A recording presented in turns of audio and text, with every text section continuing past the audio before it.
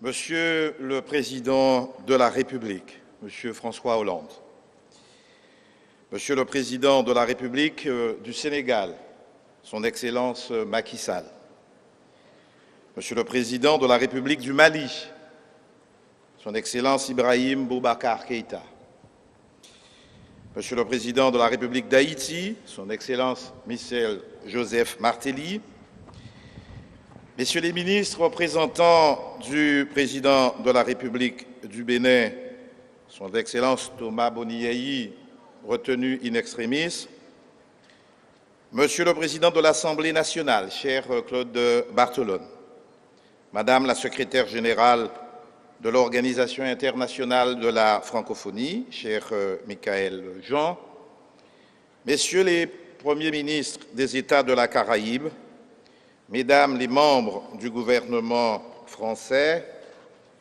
Mesdames et Messieurs les ministres et membres des gouvernements et des délégations des États de la Caraïbe, Messieurs les présidents de conseils régionaux de la Martinique et de la Guyane, Madame la présidente du conseil départemental, chère Josette Borel-Lincertin, Madame et Monsieur les présidents des collectivités de Saint-Martin et de Saint-Barthélemy, Mesdames et Messieurs les élus de la Guadeloupe, de la Martinique et de la Guyane, Mesdames et Messieurs les représentants des confessions, Monseigneur Jean-Yves Rirocreux, évêque de Basse-Terre et de Pointe-à-Pitre, Messieurs les représentants nationaux et locaux du Conseil représentatif des institutions juives, Monsieur le Président du Conseil représentatif des Français d'Outre-mer, cher Patrick Karam, Mesdames et Messieurs les présidents et représentants des associations des Amis de l'Inde, de la Syrie, du Liban, de l'Europe et d'Afrique, Mesdames et Messieurs les représentants de la Florida Caribbean Cruise Association, de la Royal Caribbean Cruise et des tours opérateurs américains ici présents, Mesdames et Messieurs, en vos grades et qualités, chers invités, chers compatriotes. Or donc, il s'agit d'inauguration. En fait, il s'agit de renaissance. Il s'agit de lieu mémorial. Il s'agit de métamorphose de soi et de site. Il ne s'agit point de pensée insurrectionnelle, mais bien d'action résurrectionnelle. Il est de rares instants dans la vie d'une communauté et dans celle d'un homme où l'on peut ressentir cette curieuse et forte impression d'être à la fois témoin et acteur d'un grand moment historique. C'est ce sentiment qui m'anime ce matin, en ce 10 mai 2015, sur ce site chargé d'histoire qui vit aller et venir tant de navires négriers. À Darmoussier, ici, se dressa plus tard une fière usine qui resta longtemps la pointe avancée du capitalisme sucrier. Appentant les lieux, on sentait encore, il n'y a pas si longtemps, la sueur coagulée des ouvriers, flotter dans les airs leurs fantômes et leurs esprits. On pouvait croire que cet amas de ferraille inanimé avait encore une âme. La tristesse, la solitude, l'abandon et la désolation s'étaient emparés des lieux. En ce dimanche 10 mai, journée nationale française de mémoire de la traite négrière, de l'esclavage et de leurs abolitions, vous vivez, non pas métaphoriquement, mais concrètement, la métamorphose de ce site, désormais transformé en beauté, en temple dédié aux âmes de nos ancêtres. Elles scintillent toutes désormais dans le granit de la boîte noire et nous exhortent au vivant par le vif argent de la résille. Le Mémorial Acte sera leur panthéon. Vous comprendrez donc, j'en suis sûr, mon émotion d'accueillir de si prestigieux invités venus de Paris, d'Afrique, des Amériques et de la Caraïbe pour cette grande manifestation d'inauguration dont nous savons déjà qu'elle fera date au plan national et international. Vous comprendrez que je salue avec émotion, déférence et reconnaissance la présence pour la première fois dans notre archipel de 2 chefs d'État et de 2 ministres du continent africain. Le président de la République du Sénégal, son Excellence Macky Sall, le président de la République du Mali, son Excellence Ibrahim Boubacar Keïta, les ministres des Affaires étrangères de la République du Bénin, M. Bako Arifari, et le ministre béninois de la Culture, Jean-Michel Abimbola. Messieurs, nous sommes pour beaucoup vos lointains descendants, filles et fils de la diaspora africaine, qui avons dû tout réinventer, tout recommencer, tout recréer. La résistance, la langue, la musique, les danses, les dieux, les tambours, les mythes, les contes, le métissage, une cosmogonie, une économie. Nous avons tout essayé pour se construire, se reconstruire, tout effacer, tout raturer, encore et toujours, en palimpseste de nous-mêmes. Je vous reçois donc, mes frères d'Afrique, avec l'émotion des retrouvailles d'une famille disséminée par des siècles d'esclavage et de colonisation, mais jamais oublieuse de sa généalogie. Nous ne pouvions inaugurer le Centre caribéen d'expression et de mémoire de la traite et de l'esclavage sans la présence des représentants des pays de la Caraïbe. Je salue les nombreux chefs de gouvernement et de délégation de la zone qui nous font l'amitié de leur présence active. Nous sommes tous des Afro- et des Euro-descendants, sans pour autant oublier, et Jacques Bangoul a dit, que la société guadeloupéenne d'aujourd'hui est également composée de citoyens d'origine indienne, syrienne et libanaise. Vous me permettrez de remercier tout particulièrement le président de la République d'Haïti, son Excellence Michel Joseph Martelly, dont le pays vit pour la première fois en 1793 et en 1804 la négritude, se mettre debout, pour citer Césaire.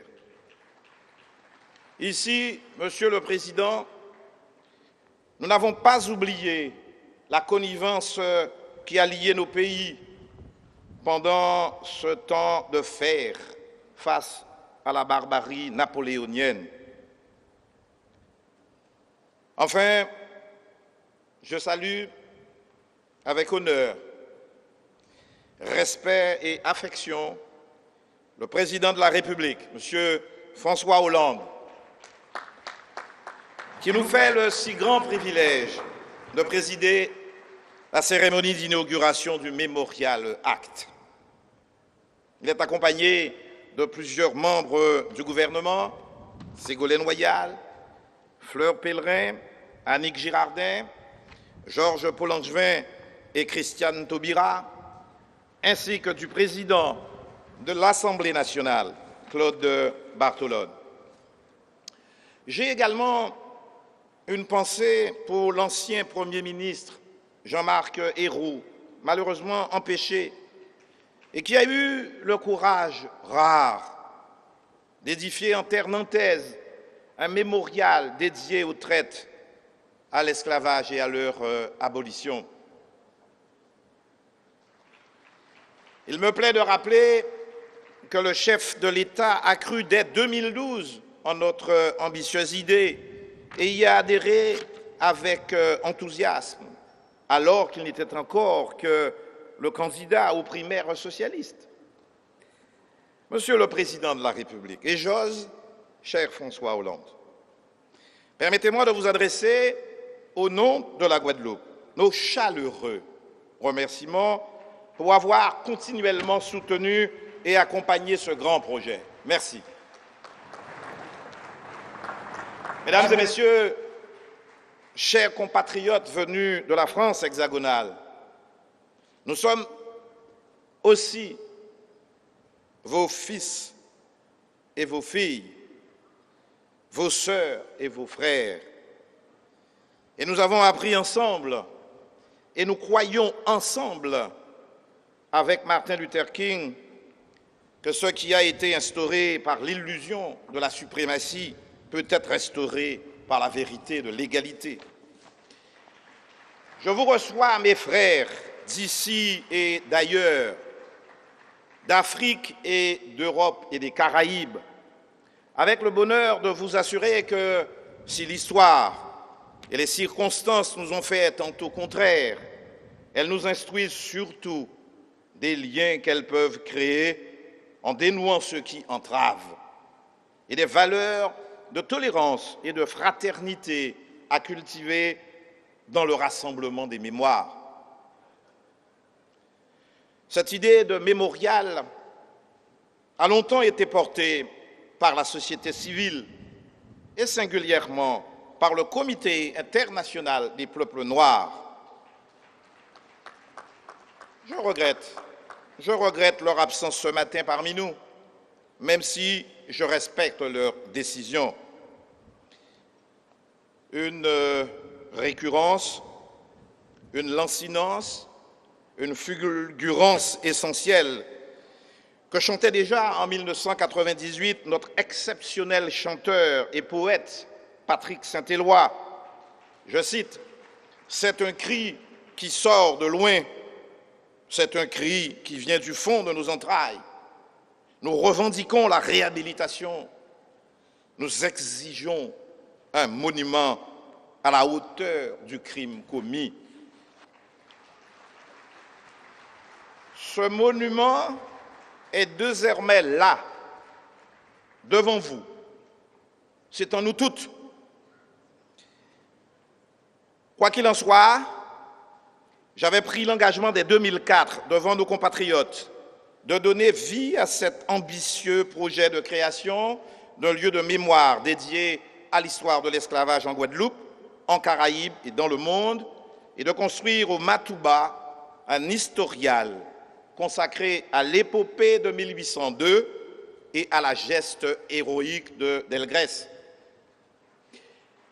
Que de chemin parcouru depuis 2004 pour qu'enfin le mémorial Acte voit enfin le jour, chemin parsemé d'embûches, marathon administratif, juridique et financier, débats et controverses, utiles pour certains, stériles et affligeants pour d'autres. Nous avons confirmé cette volonté de faire en 2007 et décidé d'accélérer sa mise en œuvre lorsque la commande du président Jacques Chirac passait à Édouard Glissant d'imaginer un centre national consacré à l'histoire et à la mémoire de l'esclavage fut abandonné par le président Nicolas Sarkozy au nom du refus de la repentance. Le MACT est le résultat d'une coproduction guadeloupéenne, le fruit d'une longue rumination, d'une belle germination et d'une rigoureuse fertilisation croisée. Enfermés dans la calebasse de nos îles, en quête de nous-mêmes et de boussole pour notre devenir collectif, il nous paraît essentiel de mieux concevoir notre rapport à la mémoire et à l'histoire.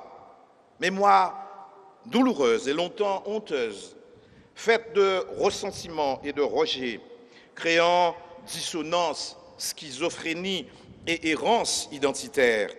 Il fallait une catharsis pour réinsuffler de la fierté et autoriser la filiation et la coalescence des descendants à leurs aïeux. Serge Romana, notre compatriote, parle bien, parle rien de moins que d'une révolution mémorielle, proprement copernicienne, inversant la valence du stigmate de l'esclave et construisant une mémoire positive, valorisante et partagée de ces temps premiers. Il s'agit là d'une remontée jamais vue en matière d'estime de soi, de pardon prodigué, de réconciliation avec nous-mêmes, de réconciliation avec les descendants des anciens maîtres, avec toutes les communautés de nos sociétés post-esclavagistes, avec l'Afrique, avec la République française, avec l'Europe. Sans sombrer dans une conception doloriste de la rédemption et de la réappropriation de soi et du tout-monde, cette remontée n'a pas le droit de chercher à piétiner la fierté de l'ancien maître, de céder aux sentiments de violence et de haine. Mesdames et messieurs, nous devons nous interdire de comparer les échelles de souffrance et la gravité des crimes et devons, tout au contraire, comme le proposait Frantz Fanon, tendre l'oreille lorsque l'on entend parler en mal du juif, car c'est de nous qu'il s'agit. L'altérité est ici posée, l'autre c'est nous, et je est un autre, comme disait Arthur Rimbaud. En érigeant ce temple, il ne s'agit point pour nous de convoquer, comme l'appréhendait Paul Ricoeur, le devoir de mémoire dans le dessein de court-circuiter le travail critique de l'historien et d'instrumentaliser la recherche. Le MACT sera un haut lieu d'expression artistique et culturelle, ouvert aux cris et aux chants du monde contemporain, poreux à tous les souffles de la liberté et de la dignité, tout autant qu'un espace dédié à l'enseignement et à la recherche, en lien permanent avec les universités.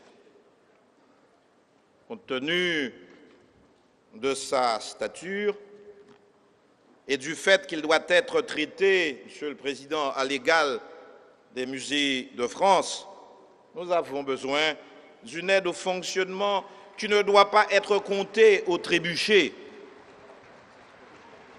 Nous en avons parlé, reparlé et déparlé, comme on dit dans notre belle langue créole, avec Fleur Pellerin, notre ministre de la Culture, qui est ici, elle ne le sait pas, une star glamour. Cet espace et ces lieux doivent rester libres et tout faire pour se prémunir et s'immuniser contre tous les absolus métaphysiques, contre tous les virus du sectarisme et du subjectivisme fanatisé qui déclenchent tant de brasiers de haine. Je crois pouvoir affirmer à la face du monde que notre histoire fait de nous des peuples épris de liberté, de justice et d'humanisme, prêts à soutenir de grandes et belles querelles pour faire triompher l'homme partout. Et toi, Guadeloupéen et Caribéen noirs, mon frère, tu as pardonné depuis longtemps. Continue à tendre la main malgré les réticences que tu peux sentir de l'autre bord. Toi, Guadeloupéen ou Caribéen blanc, mon frère, tu es et restes le frère ou la sœur, oublie tes frayeurs.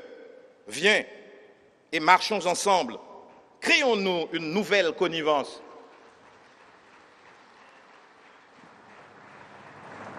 Le Memorial Act a été conçu et bâti pour tenter de penser, voire de refermer les blessures de l'histoire dans une démarche vérité et réconciliation, comme ont su le faire Nelson Mandela et Desmond Tutu en Afrique du Sud.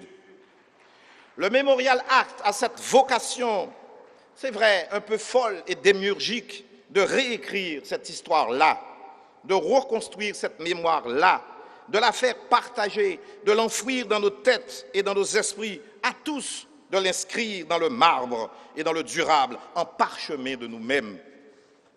Il veut dire à la France hexagonale et à l'Europe que c'est aussi et surtout leur histoire, qu'elles ne doivent pas en avoir honte, et que de l'évoquer, et que l'évoquer, la reconnaître, l'enseigner, édifier des stèles et des lieux de mémoire, restituer, compenser, réparer Ce n'est pas faire repentance, ni même venir à résipiscence. Le reconnaître, c'est se rédimer. La France a été le premier pays à reconnaître, avec la loi Taubira, Christianella, l'esclavage comme crime contre l'humanité.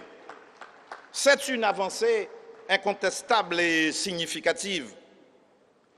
Pourtant, pour continuer à lutter efficacement contre l'occultation, l'oblitération, le déni et le mal développement, il faudra sans doute, messieurs les présidents, aller plus avant et plus loin.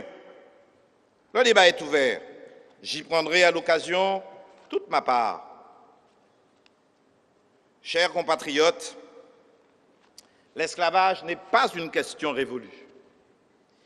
Il s'agit d'une question cruellement neuve et actuelle.